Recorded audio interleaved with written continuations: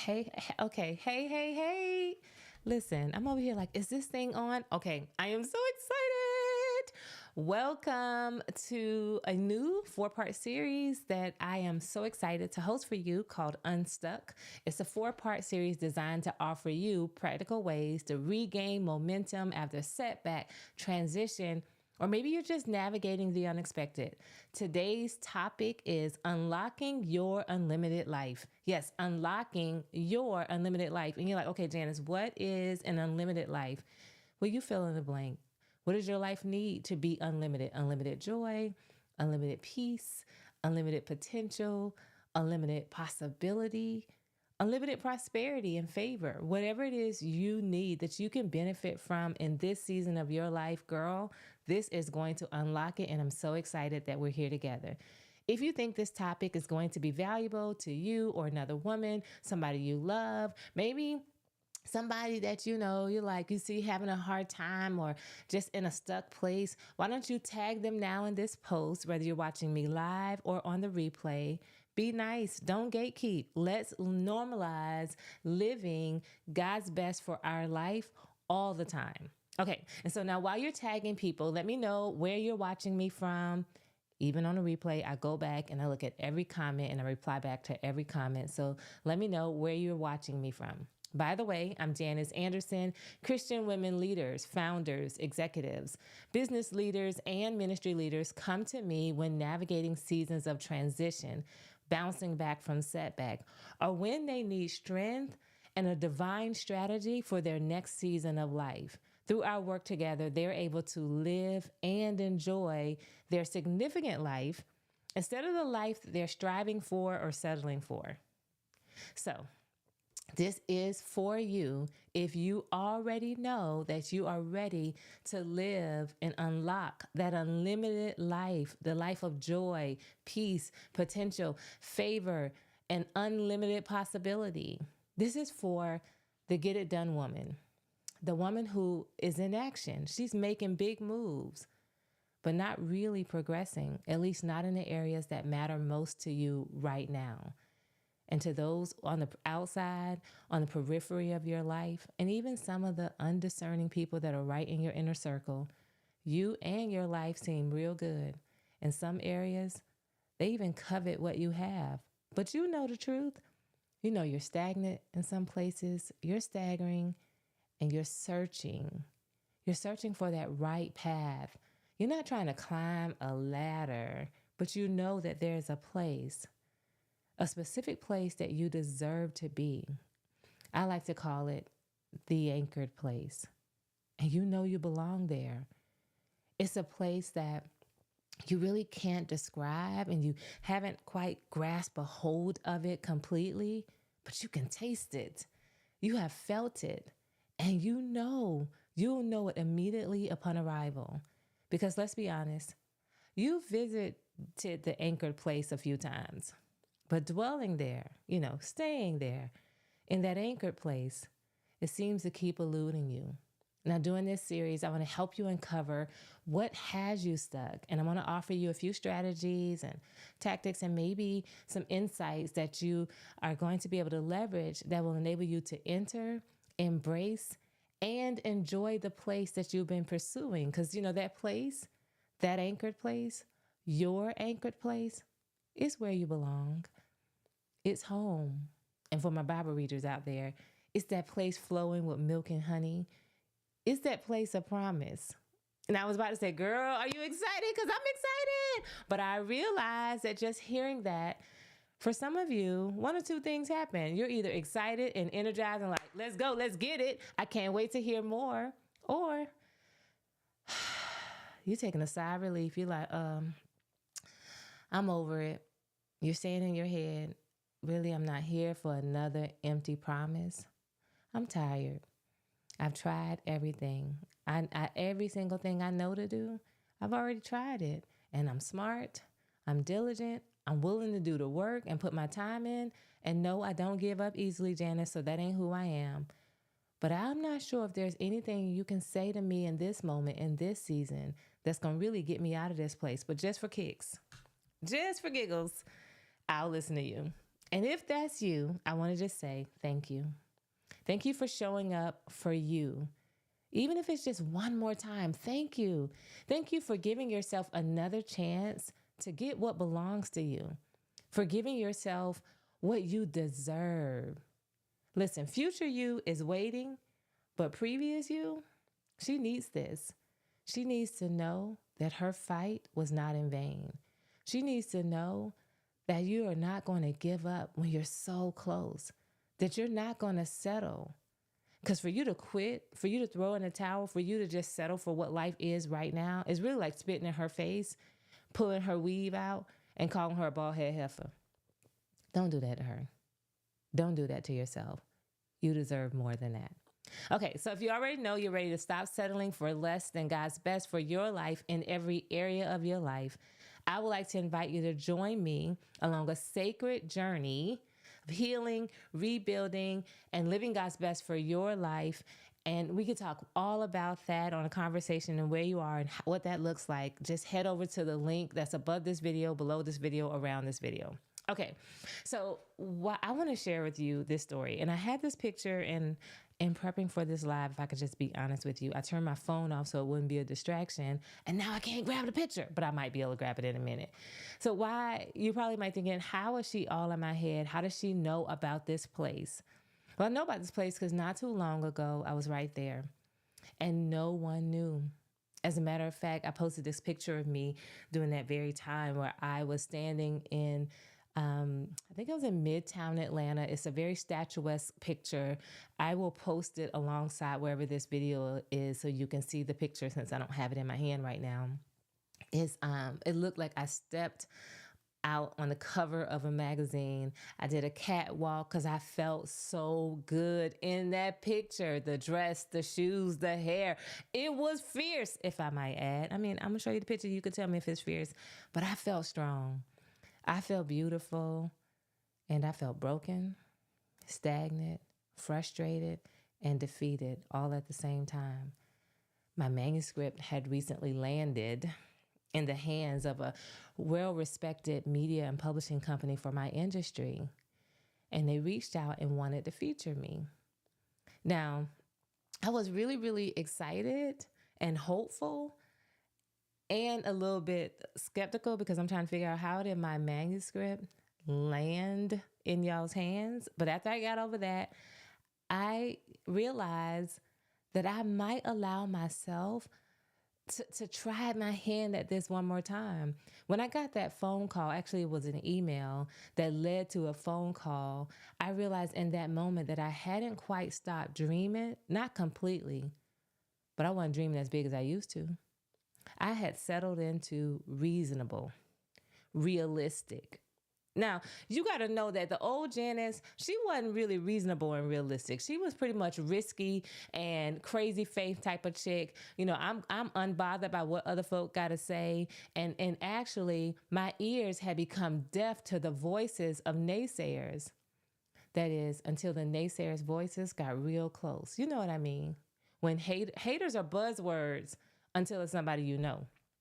You know, haters, what you see people post on the internet and be like, yeah, they haters, they hating. When it's somebody in the street, somebody arm length away, somebody you know, kind of, sort of, but they ain't that close. But listen, when it's someone you know, when it's somebody you trust, when it's someone whose opinion that you actually care about, that what they think actually matters to you, yeah, it kind of does something to you.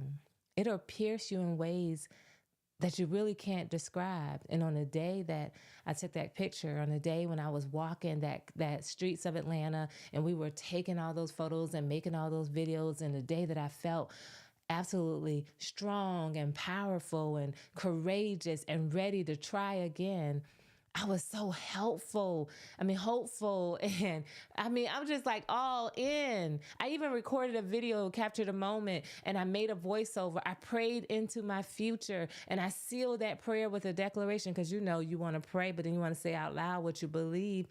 And I believed it. Y'all, I believed it. I believed that I was that woman. I believed that the future that I saw on the day of that photo shoot, I believed that was my future. I was ready. I mean, the things were lining up. They found my manuscript. They flew someone down here to come and take my picture. I looked beautiful. The clothes came together. The style came together. Shout out to my girlfriend, Tracy. I mean, like everything just came together and it was so easy and so seamless. And that lasted for about a good 4 months. I mean, I had a good, strong 4 months. And before you laugh and before you kind of minimize my 4 months, I don't want you to sleep on my 4 months because, listen, I did a lot in 4 months. I shed 20 pounds of postpartum, plus I don't really know what I want to do next with my life weight. I dared to dream again and make some actions and steps that were aligned with my dreams. I met and established some really amazing relationships and collaborations with people who were where I wanted to be. And it felt good. It was easy. It was like, I'm on track doing what God called me to do. I'm here finally. I even made 6 figures of new revenue in a 26-hour time span in my business.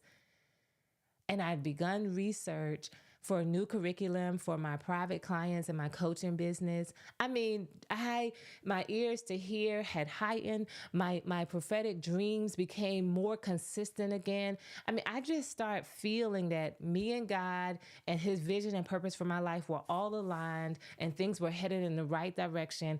And it was good. It was so good. I felt good. It felt good, but I couldn't hold it. Not because I didn't want to. Not because I didn't want to. Not because I didn't want to. I wanted to.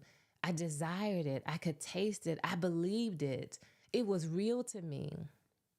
I just didn't have the capacity to hold it. Capacity is the maximum of anything that something can hold, the maximum amount that something can hold. One definition of capacity is the potential or suitability for holding and storing and accommodating. And I like this other definition. It says the faculty or potential for treating something, experiencing something, or appreciating something. Can I say that one more time? The faculty or the potential for treating something, experiencing something, and appreciating something. I couldn't hold what I saw. I couldn't even keep what I was experiencing. I couldn't hold or appreciate long-term, not sustained, even what I had experienced. Not yet. No, I couldn't fully receive what I believed. I appreciated it. I desired it. I prayed for it. I even believed that I deserved it. I had earned where I was. I had earned that life that I was experiencing. I earned instant money, easy money that I had worked for using my skills, talents, and expertise that I can fully use all of who I am effortlessly and get paid handsomely for it. I deserved that. I had earned that. I didn't put a lot of years in. But in that moment, you know what was also true? I had more experience fighting for what belongs to me than owning it. I had more experience helping others get to their anchored place than I did embracing, enjoying, and savoring my own. I was more familiar with struggle. And I ain't gonna say comfortable with struggle, because it wasn't comfortable, but I was definitely familiar than I was abundance in every way, every day. I had limited capacity.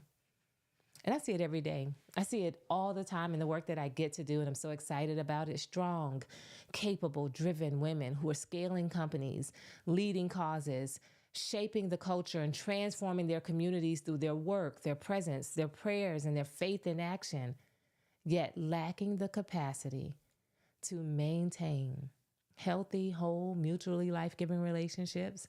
They lack the capacity to prioritize and sustain their optimal health and mental well-being. They lack the capacity. So let's not even get into it, but I'm going to get into it. To earn the money, keep the money, grow the money. Because hello, the mindset around money, the madness about money, the declarations and the belief that these amazing women have about money. And listen, no judgment, because I was them. And in times, if I don't stay locked in, I can become them. the lives that many of them have embraced that keep them hostage in this area that they are called to master. I see it every day. And it all comes back to capacity, not strategy, capacity, not their education or information. They've read the books, they've gone to the classes. That's you. You've read the books. You've gone to the classes. You've taken the workshops. You don't lack education. You don't even lack the strategy. You could probably pull out a strategy right now and show it to me. You don't even lack the experience. You've had it. You've tasted it. And no, sis, you don't lack the spirituality or the faith. It is capacity that you're lacking. So let me offer you 3 things that you can do to enlarge your capacity. Number 1, you can pray that your eyes are opened, that Holy Spirit will cause you to see what you cannot see. You can pray that your heart becomes sensitive to the things that God is sensitive to. You can pray that you begin to value what He values and detest what He detests, even hate what He hates. Then you'll be able to see what is true, not just your truth. Because y'all know, don't get me started on this idea of your truth versus the truth. Because your truth is not always the truth. But when you ask the Lord to give you eyes to see, He can show you what is true. We don't have time to talk about it on this video, but just read and study and let it be the source of your quiet time and meditation over the next few days. Read Psalm number 19, verses 12 through 14, and look at how the psalmist prayed there. And then also read Psalm number 139, verses 20 to 22. You'll see in each of those passages and set of verses how the psalmist values and place heavy weight on the thoughts of God, on the perspective of God. And often when we don't pray that the Lord gives us eyes to see, what we put weight on are things that He doesn't put weight on. And what we see is so limited and so skewed and so distorted. So I want to just encourage you to start this place of expanding your capacity, of growing your capacity with prayer, with partnership with the one who created all things, the one who created you, the one who knows all, sees all, and is above all. Pray and just ask Him simply, Lord, give me eyes to see. I pray something like, Lord, help me to see what I don't want to see. Because when He opens your eyes and you see what He sees and you see what is truth and not what is true and not just your truth, your world begins to enlarge. Things begin to expand and you can make a move based on truth, not what is your reality. Second thing you can do to enlarge your capacity is to release or reassign the weight that you're carrying. The reality of it is you can't hold anything else because you're carrying so much right now. And it's time to either release it. Now, y'all know old me be like, just let that job go. Just go. Let it go. Here, you have it.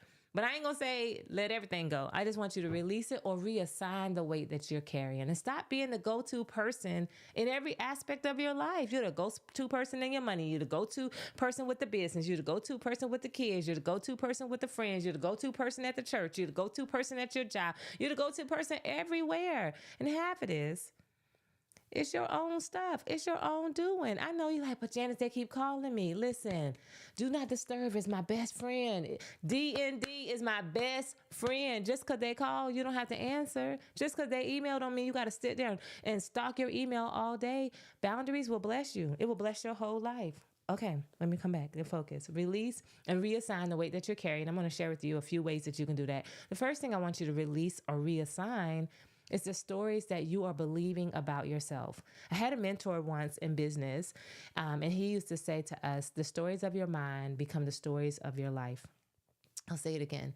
The stories of your mind become the stories of your life. His name is Cody Bateman, the founder of Send Out Cards. And I remember he used to tell us in our trainings, he would tell us all the time, Janice, team, the stories of your mind become the stories of your life. Scripture says it like this, as a man thinks in his heart, so is he. The stories that you believe about yourself are shaping your life. And many of those stories are old, outdated, They are no longer relevant to who you are, and they definitely don't matter or add value or contribute in a positive way to the person you're becoming. It's time that you release them and reassign them. And see, for some of those stories, it's time for you to just bury those stories, get rid of those stories, deal with them, process them in therapy, process them, do inner healing or deliverance. So however you need to process those stories beyond your journal and with someone else, deal with those stories, get them in, put them in their proper place so you can expand your capacity. Because you're not going to be able to hold anything else. Your new story can't even come up because you're still holding your old story. You can't even walk into the new you because the old you got a chokehold around you. Stay focused, Janice. Okay. Second thing I want you to release or reassign is the relational weight that you're holding. Many women who are women of influence and strong and making such a profound footprint in the earth right now are still holding the full weight of every relationship in their lives. It was never meant for you to hold the full weight of the relationships in your life. Get clear on what you desire and what you need in order to thrive in every aspect of all relationships that you're in, whether it's your parental relationship, your parents, or your relationship with your children, spousal relationship, your relationship with your husband, girlfriends, your colleagues at work. What is it that you desire? What is it that you need in order to thrive? You need to get clear with that first. Let me tell you something. I know I said do not disturb is my best friend, but a boundary, baby, a boundary can be your bestest friend. Boundaries can be your best friend. And listen, you can have boundaries without breaking up. Get clear on what you need and what you desire to thrive in relationships so you can release and reassign the weight that you're carrying in the relationships that you're in. And the last area I would suggest strongly that you release and reassign the weight is financially. Get clear on what it looks like for you to be fully supported. I share with my clients that we all have a fully supported number. That number is, listen, when I have this amount of money on a consistent basis, I'm good. I'm good.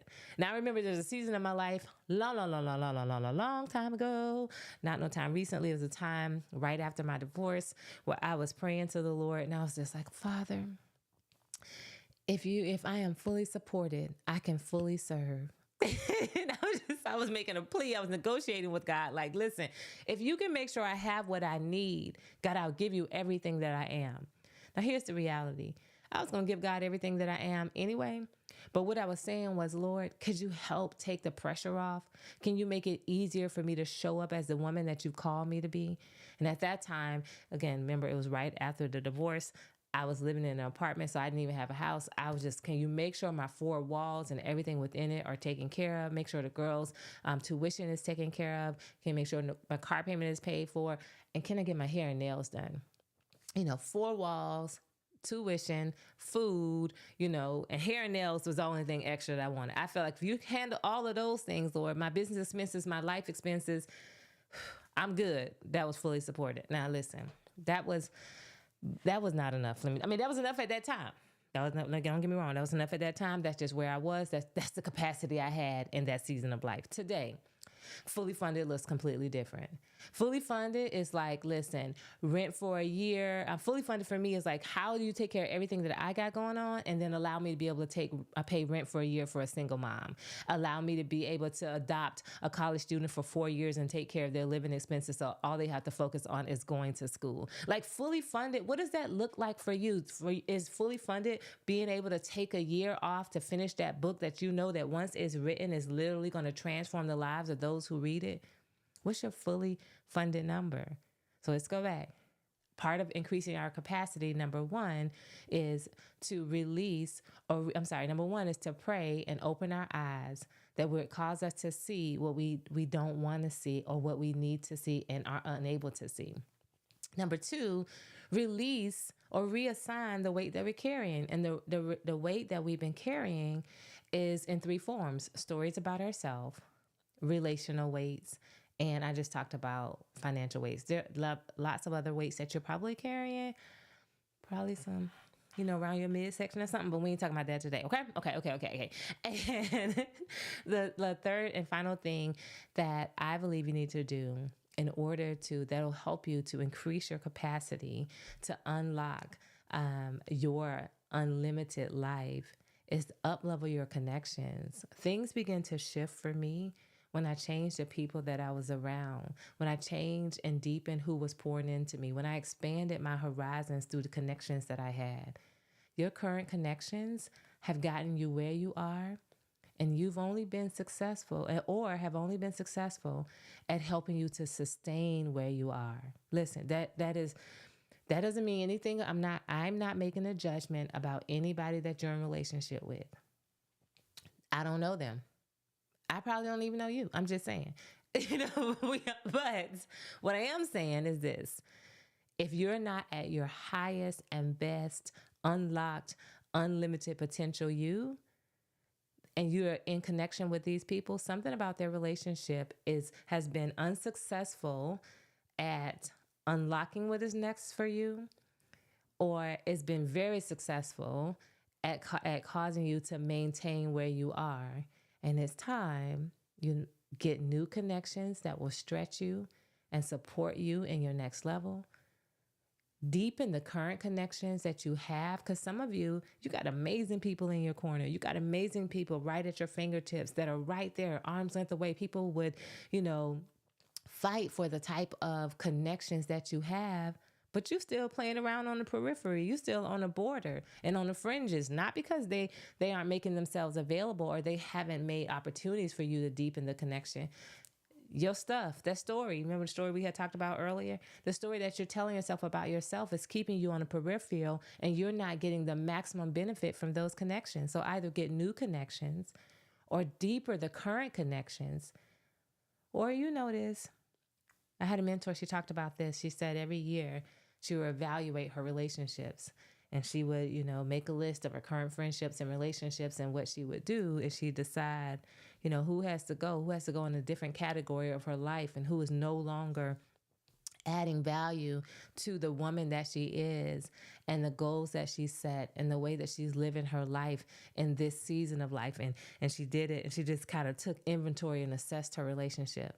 So I'm going to say, do something similar to my mentor and assess your relationship. And you either need to get some new connections, deepen the current connections, or disconnect from some connections, because some connections are literally draining you and they're taking up far too much space, and it's hindering you from enlarging your territory. Oftentimes we stay stuck circling around the same mountain, because we've taken this idea that Glenn Doyle's says we can do hard things, that quote. We've taken that out of context. You over here signing up for hard stuff. You're doing the wrong hard things. Just because it's hard don't mean you got to do it. Just because this is hard and you're doing it doesn't make you strong. It doesn't mean that you are the right person. It doesn't mean that you're admirable or honorable. And just because it's hard doesn't mean you are the one that got to do it. You don't have to do all the hard stuff. I think sometimes we have decided that if it's hard, it's right. Hard don't equal right. Hard doesn't equal that it is the best thing.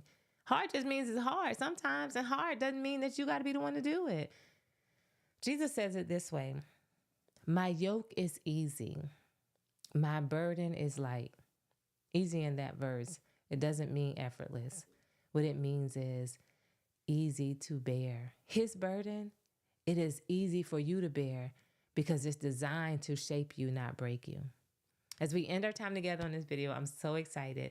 I pray that something that I said today has encouraged you, has challenged you, has stretched you, and has equipped you to live this life unstuck, embracing your unlimited life, your unlimited possibility, your unlimited potential, your unlimited prosperity, your unlimited peace and unlimited joy. And I want to remind you this, that girl, you're not stuck. At least you don't have to stay stuck. What you really need to do is increase your capacity to embody the life that you prayed about, embody the life that you fought for, embody the life that you've poured so much into receiving. Now, I cannot wait to see you in part 2 of this series. I'm really, really stoked about this entire series. So I cannot wait. When we get into part 2, I'm going to dive deep into the truth about your identity and your belief around it, what God has to say about it, and give you some tools to really unlock what's next for you so you can no longer be stuck, but you can be soaring in life because you've increased your capacity. And then you know the truth about your identity. That's going to be in part 2, so make sure you stay tuned for this video. Before I go, share with me below your biggest takeaway from this video. What did you get out of this video? Share with me below. I read all the comments. I can't wait to connect. Until next time, be blessed. Talk to you later. Bye.